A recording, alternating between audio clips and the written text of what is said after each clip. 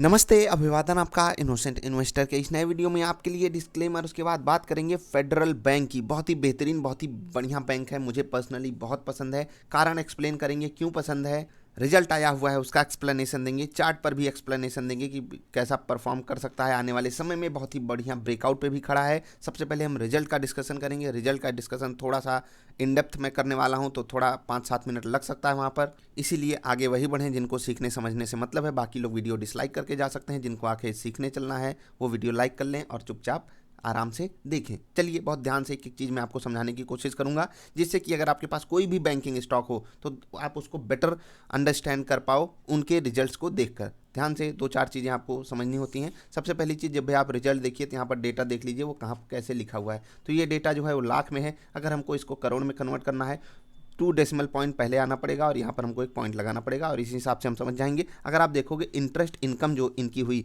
3,604 करोड़ रुपए की हुई। ध्यान दीजिएगा, मैं कंसोलिडेटेड रिजल्ट की बात कर रहा हूँ, स्टैंड अलोन की बात नहीं कर रहा हूँ। ठीक, 3,604 करोड़ रुपए ये कमाए ब्याज से। अगर आप जस्ट पिछले क्वार्टर से कंपेयर करोगे तो वहाँ से अगर आप मतलब इसको देखना चाहोगे तो वहाँ से हम एक ड्रॉप दिखेगा हमें मतलब यहाँ पर जो इंटरेस्ट इनकम हुई है, अगर आप देखोगे 3,621 करोड़ के मुकाबले 3,604 करोड़ कमा पाए। यहाँ पर एक कमी आ गई ना, 15, 16, 17 करोड़ की। अब ये जो कमी आई, ये एक हिसाब से अगर आप देखोगे ये हमें नेगेटिविटी ही दर्शा रहा है, यानी कि ये पॉजिटिव साइड नहीं है। ये किसी भी बैंक के लिए नेगेटिव होगा कि वो पिछले क्वार्टर से कम इंटरेस्ट इनकम जनरेट कर सके। चलिए आगे हम इसका कारण भी समझने की कोशिश करेंगे। थोड़ा सा पिछले साल के इस क्वार्टर में जाते हैं। वहाँ पर था 3,413 करोड़ रुपए की कमाई की थी इन्होंने ब्याज से। यहाँ से अगर आप यहाँ पर आओगे तो एक बढ़िया इंप्रूवमेंट हमको दिखाई दे रहा है पिछले साल के इस क्वार्टर से। अभी समझिएगा, सिचुएशन थोड़ी सी समझिएगा। यहाँ पर इनकी इनकम इंटरेस्ट वाली कम क्यों हुई, ध्यान से इस चीज़ को मैं आपको समझाना चाहता हूँ। जब आप देखते हो इंटरेस्ट एक्सपेंडेड, यानी कि जो ब्याज दी गई उसमें कितना खर्चा किया बैंक ने, तो आप एक चीज़ यहाँ पर देखोगे कि जो बैंक ने ब्याज दिया वो यहाँ पर था 2,075 करोड़ रुपए। ठीक, अगर इसको हम जस्ट पिछले क्वार्टर से कंपेयर करें तो इनको ब्याज भी कम देनी पड़ी है। उससे भी पिछले साल के इस क्वार्टर से कंपेयर करें, वहाँ से भी कम ब्याज इन्होंने दिया है। यानी कि ये अपने आप को एक बढ़िया गुड क्वालिटी का बैंक मानने लगे हैं, और जो ब्याज वगैरह है वो ये ज़्यादा दे नहीं रहे हैं। इसलिए इनको जो है इंटरेस्ट जो एक्सपेंड, यानी कि इंटरेस्ट पे जो इनको खर्चा करना पड़ता है, जैसे कि इंटरेस्ट जो कमाते हैं ये एक बार के लिए इंटरेस्ट खर्च करना पड़ता है जिनका अकाउंट है इनके पास, वहाँ पर भी ये अपने खर्चे को कम कर रहे हैं। क्योंकि आप यहाँ पर देखोगे इंप्रूवमेंट हमको दिखाई देगी। लेकिन जो हमारे पास है ना कि दिक्कत है, वो यहाँ पर है कि पिछले क्वार्टर से यहाँ पर इनकी जो इंटरेस्ट इनकम है वो कम क्यों हुई। इसका सीधा कारण हमारे सामने अभी अवेलेबल नहीं है। लेकिन अगर हम एक नॉर्मल सेंस में इसको समझना चाहें, अगर ये कम कमाई भी किए हैं तो कम खर्चा भी किए हैं, यानी कि लोगों को कम ब्याज भी दिए हैं, तो ये दोनों ही चीज़ें मतलब एक न्यूट्रल मूड में आप लेकर चल सकते हो कि अगर हमने इंटरेस्ट इनकम से कम कमाई करी तो इंटरेस्ट हमने एक्सपेंड भी ज़्यादा नहीं किया। ठीक, अभी हम टोटल इनकम की अगर बात करते हैं, 4,088 करोड़ रुपए की इनकम हुई है। बहुत ध्यान से समझिएगा, 4,088 करोड़ रुपए की इनकम हुई है। ठीक, ये आप देख सकते हो। जस्ट अगर कंपेरिजन करें पिछले साल के इस क्वार्टर से, इनकम में कमी आई ओवरऑल इनकम में। अगर जस्ट पिछले क्वार्टर से कंपेयर करें तो वहाँ से भी कमी आई है, यानी कि यहाँ पर हर जगह ड्रॉप हमको दिखाई दे रहा है। लेकिन अगर आप चार्ट प्राइस पे देखोगे तो स्टॉक जो है वो पिछले 2 दिन से बढ़िया मोमेंटम हमको दिखा रहा है, और पिछले कई दिनों से तो बढ़िया भाग ही रहा है ये स्टॉक। तो अभी क्या करना चाहिए ये चार्ट पे हम आपको समझाएंगे, लेकिन रिजल्ट में भी कुछ बातें हैं वो भी हम आपको समझाना चाहते हैं। बहुत ध्यान से समझिएगा। इनकम तो हमने देख लिया, अब हम बात करेंगे प्रॉफिट की, जो सबसे ज़्यादा ज़रूरी है। प्रॉफिट दिखाएंगे, लेकिन उससे पहले एक चीज़ आप देख लीजिए बहुत ध्यान से कि जो इनके एक्सपेंडिचर्स हैं, यानी कि खर्चे हैं, वो एकदम मतलब कहते हैं ना स्टेबल से बने हुए हैं। आप यहाँ पर देखिए 3,074 करोड़, 3,086 करोड़, 3,086 करोड़, और ये बहुत ही बढ़िया नंबर है कि ये अपने खर्चों को ये बहुत ही बढ़िया कंट्रोल करके रखे हुए हैं। लोग कह रहे थे कोविड के कारण हमारे ज़्यादा खर्चे हो गए हैं, बाकी यहाँ पर खर्चा जस्ट आप देखोगे बहुत छोटे अमाउंट में बढ़ा हुआ है। अब प्रॉफिट की अगर बात करते हैं, ऑपरेटिंग प्रॉफिट कैसे निकलता है, खर्चा माइनस इनकम माइनस खर्चा, तो ये हमारे सामने है। हर जगह से यहाँ से बढ़िया इंप्रूवमेंट दिखाई दे रहा है, यहाँ से एक डाउनफॉल दिखाई दे रहा है पिछले साल के इस क्वार्टर से, क्योंकि वहाँ पर थोड़ा सा खर्चा बढ़ा हुआ था। हम समझाएंगे कैसे।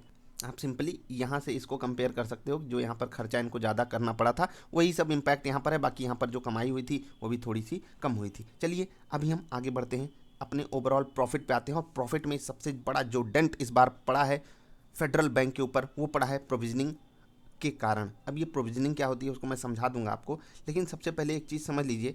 आपके सामने जो प्रॉफिट आया ये ऑपरेटिंग प्रॉफिट, इसके ऊपर लगता है क्या, टैक्स वगैरह लगता है। फिर आप अपनी सिक्योरिटी के लिए आने वाले समय के लिए क्या करते हो, प्रोविजनिंग करते हो। और बहुत ज़्यादा ज़रूरी है प्रोविजनिंग करना किसी भी बैंक के लिए। अपने नेट एनपीए को बिल्कुल कंट्रोल में रखना, नहीं तो आपकी बैंक की परफॉर्मेंस बिल्कुल डिग्रेड कर जाएगी, लोग आपके पास आना भी पसंद नहीं करेंगे। वही चीज़ यहाँ पर आप समझिएगा बहुत ध्यान से। जो ये प्रोविजनिंग की है पॉइंट नंबर 8 में आप देखिएगा 439 करोड़ रुपए की प्रोविजनिंग इनको करनी पड़ी है, जो कि जस्ट पिछले क्वार्टर में 625 करोड़ की थी। कोविड था उस वक्त, ठीक है, कोविड के कारण। लेकिन अगर आप इसको पिछले साल के इसी क्वार्टर से कंपेयर करोगे जहां पर सिचुएशन कोविड की नहीं थी, तो वहां पर सिर्फ और सिर्फ 162 करोड़ की इनको प्रोविजनिंग करनी पड़ी थी। यहाँ से लगभग आप समझ सकते हो 16 इंटू 2 32, मतलब एक बहुत बड़े लेवल पे, यानी कि 2.5 गुना ज़्यादा प्रोविजनिंग इनको करनी पड़ी है। और यही इनके जो पूरे प्रॉफिट में बहुत बड़ा डेंट मार रहा है। आप यहाँ पर देख सकते हो, जब प्रोविजनिंग को निकाल दिया गया, यानी कि जो कमाई हुई उसमें से प्रोविजनिंग निकाली गई, अब हुआ 562 करोड़ रुपए का प्रॉफिट। उसके बाद आपके खर्चे आ जाते हैं टैक्स वाले। टैक्स का खर्चा आपको निकालना पड़ा 143 करोड़ रुपए, तो आपके पास प्रॉफिट बचा 419 करोड़। तो नेट प्रॉफिट जो आपका आया वो कितना आया, 419 करोड़ रुपए। अब ये प्रॉफिट हम कैलकुलेट करेंगे जस्ट पिछले क्वार्टर से 315 करोड़, यहाँ से बढ़िया इंप्रूवमेंट है प्रॉफिट में। लेकिन पिछले साल के इस क्वार्टर से एक डाउनफॉल है। आप देखोगे यहाँ से यहाँ पर आओगे तो आपको एक डाउनफॉल दिखेगा, क्योंकि वहाँ पर 451 करोड़ का प्रॉफिट हुआ था और यहाँ पर 419 करोड़ का प्रॉफिट हुआ है। क्यों ऐसा हुआ, क्योंकि प्रोविजनिंग इनको बहुत तगड़े से बढ़ानी पड़ी। और वो चीज़ आप ध्यान से समझिएगा, 162 करोड़ के मुकाबले 439 करोड़ की प्रोविजनिंग करनी पड़ी, इसीलिए इनका जो प्रॉफिट है 451 करोड़ के मुकाबले 419 करोड़ आया। कंपनी प्रॉफिट में है, यानी कि बैंक अपना प्रॉफिट में है। तो ये एक अच्छी साइन है जब आप किसी अन्य बैंक को कंपेयर करते हो जो 100 रुपये से नीचे ट्रेड कर रहा है और मतलब इधर उधर के रिजल्ट हमारे सामने पेश करता है। तो चलिए इस चीज़ को हम आगे लेकर चलते हैं, ईपीएस पे कैलकुलेशन करेंगे। और इनका जो अभी मतलब एग्जैक्टली ईपीएस ये हमारे साथ शेयर कर रहे हैं, उस ईपीएस पे हम प्राइस टू अर्निंग रेशियो निकालेंगे और बैंक को समझेंगे क्या आपको बैंक ये लेना चाहिए। और जैसे कि मैं हमेशा कहता रहता हूँ, आपको बहुत ही सेलेक्टिव हो जाना है, स्टॉक स्पेसिफिक। मतलब स्टॉक स्पेसिफिक जब आप इन्वेस्टमेंट करोगे वो आपके लिए बहुत बेटर चॉइस इस वक्त की सिनेरियो में बनेगा, क्योंकि बाजार बहुत महंगी है। चलिए उस पर चलेंगे हम, थोड़ा सा ईपीएस और प्राइस टू अर्निंग इनका कैलकुलेट करना चाहेंगे। अगर आप बेसिक ईपीएस की बात करोगे तो 2 रुपये 10 पैसे, पिछले क्वार्टर में 1 रुपये 58 पैसे, और पिछले साल के इस क्वार्टर में 2 रुपये 27 पैसे। यहाँ से कमी आई है, देख लीजिए यहाँ से कमी आई है। ईपीएस में कमी आने का मतलब कि कंपनी एज एक्सपेक्टेड परफॉर्मेंस नहीं दे पा रही है, लेकिन जस्ट पिछले क्वार्टर से अगर आप कंपेयर करोगे तो हमको एक बढ़िया ईपीएस दिखाई दे रहा है। हम 2 रुपये 10 पैसे पे कैलकुलेट करेंगे इनका प्राइस टू अर्निंग। उसके लिए हम चार्ट पे चलकर प्राइस इनका देखेंगे 77 रुपये 30 पैसे, ठीक है। तो हम कैलकुलेटर ऑन कर लेते हैं और यहाँ पर 77 रुपये 0.30 पैसे हो गए, अपॉन करेंगे 2, ठीक है। और तब हमारा आएगा साल भर का, अपॉन करेंगे 2.10, ठीक है। तो ये हो गया हमारा 36 का प्राइस टू अर्निंग रेशियो। इसको हम डिवाइड कर देंगे कितने से, 4 से, क्योंकि 4 क्वार्टर होते हैं, तो 9.20। ये आ गया हमारा प्राइस टू अर्निंग रेशियो किसका, फेडरल बैंक का। अब मैं आपसे आपको एक बढ़िया चैलेंज देने वाला हूँ, बहुत ध्यान से समझिएगा।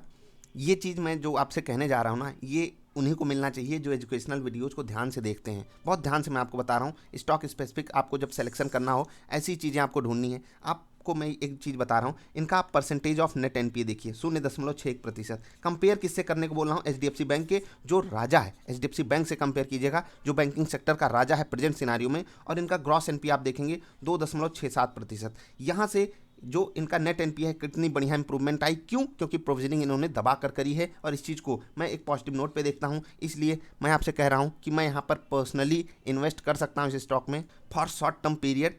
स्टॉप लॉस कहाँ लगाऊंगा वो चार्ट पर बताऊंगा, लेकिन मैं आपको जो सिंपली बातें बता रहा हूँ, मैं ब्रेकआउट पे खरीदूंगा अगर ब्रेकआउट आता है तो, क्योंकि रिजल्ट जो है वो बहुत बड़ा पॉजिटिव सेंटीमेंट नहीं दे रहा है, लेकिन क्वालिटी जो हमको मिल रही है ना वो टॉप नॉच है। और 9 रुपये के प्राइस टू अर्निंग रेशियो में हमको एक बढ़िया बैंक मिल रहा है जिसका नेट एनपीए भी बढ़िया है, ग्रॉस एनपीए भी, मतलब आप समझिए 2.67% ग्रॉस एनपीए के साथ कौन से बैंक्स आपको मिल रहे हैं इस वक्त। प्राइस भी इनका सस्ता है, भागा भी नहीं हुआ है, सब कुछ आपको एक्सप्लेन करेंगे चार्ट पर। ये जो मैं आपसे बातें बताया ये सारी की सारी बातें रिजल्ट में थी। रिजल्ट से हमने डिकोड करने की कोशिश करी कि इनका पैसा खर्चा कहाँ हुआ, ये पैसा कमाए कैसे, किस हिसाब से अपने पैसे को टैकल किए। बाकी और चीज़ें अगर आपको जाननी हो तो यहाँ से आप चीज़ें पढ़ सकते हो। बाकी आपको मैं कह रहा हूँ इस स्टॉक के बारे में थोड़ी सी रिसर्च कीजिए। कुछ थोड़ा बहुत ऊपर नीचे हो रहा है, कुछ चीज़ें हो रही हैं, लोग अपने स्टेक घटा बढ़ा रहे हैं, लेकिन मैं अगर यहाँ पर हमको ब्रेकआउट कल मिल जाता है, कल के ट्रेडिंग सेशन में, तो मैं एक बढ़िया बाइंग करने जा रहा हूँ। यहाँ पर मैं आपको बता रहा हूँ, ये जो बाइंग होगी मेरी ब्रेकआउट बाइंग होगी, और ब्रेकआउट में ऐसी इन्वेस्टिंग मैं जो करता हूँ वहाँ से मैं 10-15% कमाने की कोशिश करता हूँ। जब मुझे ब्रेकआउट मिल जाता है तो 10-15% कमाने के लिए मैं यहाँ पर कितना स्टॉप लॉस दूंगा, 4 से 5%, और 1:3 का मेरा रिस्क रिवार्ड रेशियो रहेगा। ब्रेकआउट पे मैं 3 टाइम्स में खरीदारी करूंगा। उसके लिए आप स्विंग ट्रेडिंग वाली वीडियो भी परफेक्टली देख सकते हो, और अगर आपने स्विंग ट्रेड वाली वीडियो देखी होती तो यहाँ पर हमारे पास मौका था या नहीं, आपको खुद पता चल जाता कि इस स्टॉक में हमारे पास घुसने का मौका यहाँ पर था या नहीं। स्टॉक की क्वालिटी जो है वो मुझे बहुत पसंद है, टॉप नॉच है, और मैं खुद दंग रह जाता हूँ कि जब सारे बैंकिंग सेक्टर के स्टॉक्स भागते हैं तो ये अच्छे से चलता क्यों नहीं। अगर आप प्राइस देखोगे 77 रुपये का प्राइस है, सस्ता भी है, क्योंकि रिटेल इन्वेस्टर को इस स्टॉक में अलग ही लेवल का इंटरेस्ट होता है, तो उसको ज़रा सा प्रॉफिट मिलता है, वो बाहर निकल लेता है।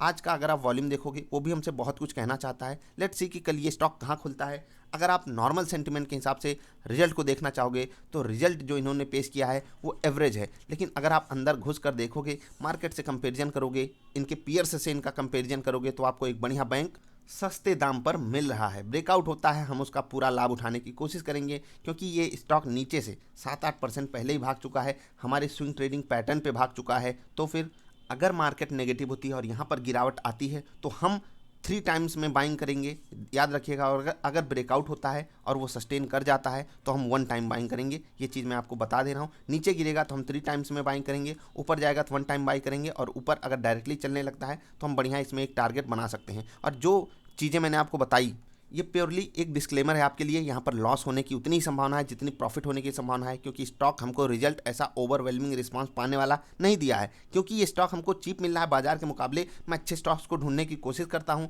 लॉन्ग रन में ये स्टॉक आपको नुकसान नहीं देने वाला है। और खुद जब आप बैंक के बारे में पढ़ोगे, बैंक खुद इतना स्ट्रांग है, कैपिटल को लेकर लिक्विडिटी भी इनके यहाँ पूरी है। ऐसा नहीं है कि ऐसा आयरा गैरा नत्थू खैरा बैंक है। थोड़ी सी रिसर्च कीजिएगा, आपको खुद पता चलेगा कितना बेहतरीन बैंक है। बस चला क्यों नहीं, इसका कारण क्या है वो हम समझाने की कोशिश कर देते हैं आपको जाते जाते।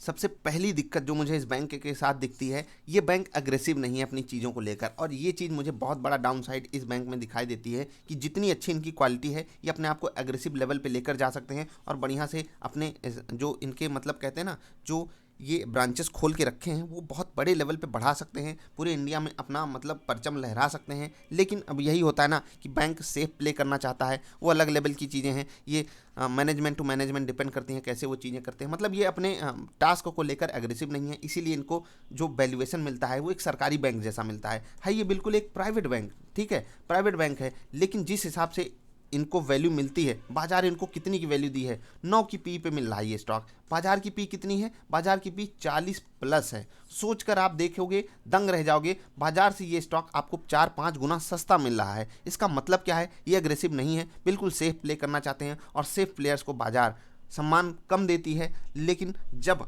आपको हर चीज़ बाजार में महंगी मिलने लगे तो हमारे पास आखिरी चारा होता है कि हम सस्ते स्टॉक्स को खरीदेंगे, क्योंकि वहाँ पर गिरावट कम से कम औरों से कम आएगी, या फिर कम से कम हम अपने पैसे को लेकर थोड़ा सा सुरक्षित महसूस कर सकते हैं कि हमने ऐसे स्टॉक में पैसा लगाया है जो बहुत महंगा नहीं था, जो आज नहीं तो कल हमारा रेट दिखा देगा। और यहाँ पर एक चीज़ बहुत बड़ी काम में आती है, क्या चीज़, कि प्राइस इज़ व्हाट यू पे, value is what you get. ठीक है, वैल्यू आपको मिलती है, और यहाँ पर मैं आपसे कह देता हूँ कि अगर आपसे कोई 80 रुपये लेकर आपको 80 रुपये वाला फेडरल बैंक इस वक्त के सिनारियो में दे रहा है, आपको वैल्यू बढ़िया मिल रही है, आपको 80 के बदले समझ लीजिए 100 की या 110 की वैल्यू मिल रही है। लेकिन ऐसा नहीं है कि आपको ये 2-4-10 दिन में 15 दिन में ये रियल वैल्यू दिखा देगा। आज नहीं तो कल स्टॉक्स अपनी रियल वैल्यू पे आते हैं, और इनकी रियल वैल्यू प्रेजेंट सिचुएशन के हिसाब से मुझे यहाँ पर 14 से 15 की पी दिखाई देती है, जो कि यहाँ से क्लोज टू 30-40% तो मिनिमम रिटर्न आपको मिलना चाहिए यहाँ से। लेकिन जिस हिसाब से बाजार इनको सम्मान नहीं देना चाहती है, उस हिसाब से यहाँ पर कुछ भी कहना मुश्किल होगा। देखिए, पिछली बार जब मैंने आपको एक ऐसा ही कोई बैंक दिया था, हमारे दिवाली पोर्टफोलियो में वो बैंक था, और कितना बढ़िया चला था वो बैंक। यहाँ पर हमारे पास वही मौका है, लेट्स सी कि कैसी परफॉर्मेंस देता है, क्योंकि पिछले कुछ ही दिनों में ये बहुत तगड़े से भाग चुका है। अगर ऊपर चल के रुकने की कोशिश करेगा तो हम वहाँ पर एक बार के लिए प्रॉफिट बुकिंग या फिर एग्जिट करने की भी आपको सलाह देंगे। आप बने रहिएगा हमारे साथ, चैनल सब्सक्राइब कर लीजिए। मेरा कोई आपसे मतलब ये रिक्वेस्ट नहीं है कि आप खरीदिए या बेचिए, मैंने आपको प्योरली डिस्क्लेमर दिया है कि मैं इस स्टॉक को खरीद सकता हूँ, मैं खरीदूंगा या नहीं ये स्टॉक के प्राइस पैटर्न पे डिपेंड करेगा, स्टॉक कैसा चल रहा है, बाजार कैसी चल रही है, बाजार में माहौल कैसा है। तो मैं आपको ये डिस्क्लेमर एकदम सख्त लफ्ज़ों में देना चाहता हूँ कि जब तक आपको ये स्टॉक खुद ना पसंद हो, जब तक आप खुद इसमें इन्वेस्ट करने के लिए होता है ना कन्विंस ना हो जाओ, तब तक आपको नहीं करना है। किसी को देखकर आपको कभी शेयर बाजार में पैसा नहीं लगाना चाहिए। मैं लगाने जा रहा हूँ, मेरा कारण हो सकता है दूसरा हो, मेरी एक्सपेक्टेशन दूसरी हो, आपकी एक्सपेक्टेशन दूसरी हो सकता है आपको ये बैंक 60 में पसंद हो, या हो सकता है कि आप बहुत जब तगड़ा ब्रेकआउट मिल जाए तब आप खरीदोगे, वो आपकी पर्सनल चॉइस होगी। तो फेडरल बैंक मुझे पर्सनली पसंद है, मैं इसमें पैसा लगाने के लिए एक बार के लिए सोच रहा हूँ, तो आप भी एक बार के लिए ज़रूर रिसर्च कर लीजिएगा। रिजल्ट जो आया है मुझे पॉजिटिव नोट पे ही दिखाई दे रहा है, बहुत ज़्यादा पॉजिटिविटी नहीं दिख रही है, लेकिन रिजल्ट में जो चीज़ें की जा रही हैं वो लॉन्ग टर्म के लिए मुझे बैंक के लिए एक अच्छी सुगबुगाहट दे रहा है। प्रेजेंट सिनारियो में जो नॉर्मली सबके लिए रिजल्ट है, ये एक एवरेज सा रिजल्ट है। लेट्स सी क्या होता है। स्टॉक के साथ मिलेंगे फिर से किसी अच्छी वाली वीडियोज़ में। यहाँ तक आए हो तो वीडियो लाइक कर लेना, चैनल अच्छा लगा तो सब्सक्राइब कर लेना। अभी के लिए इतना ही, मिलेंगे फिर से, तब तक के लिए बाय।